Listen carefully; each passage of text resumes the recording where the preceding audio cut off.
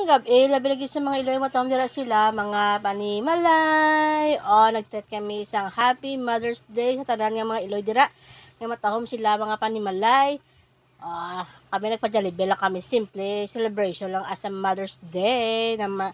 Nagkaula kami sa Jollibee. Di bala pagwapa ng Iloy anay samtang gahulat sa aton nga order, di bala sis. Okay, ara na nagabot na ng amon nga order. Makaon na kami kasi tutod din nakagwanta ka nagutom, syempre me. Okay. Happy Mother's Day sa tanan nga mga Iloy dira i-celebrate yung ating pagka-Iloy. Pagkatapos naman kaon sa Jollibee, nagkatama kami sa supermarket para mag-grocery, gamay lang. Gamay lang budget Wala ton talang yung budget. Pagabot ang grasya ta kay dako nga cart ang aton dalon. Subong basket lang anay. So nagkadto ako sa cake, check ka na magbakal, tanaw lang.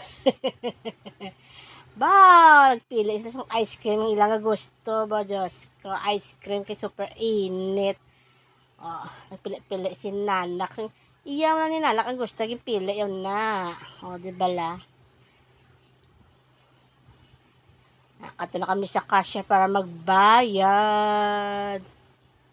Ang bata ko nadugayan sa kuno sa cashier, pungko gamay do buda, siya yung nagpinungko dayaw na masabad, di klase bata na, si Toto na do amo.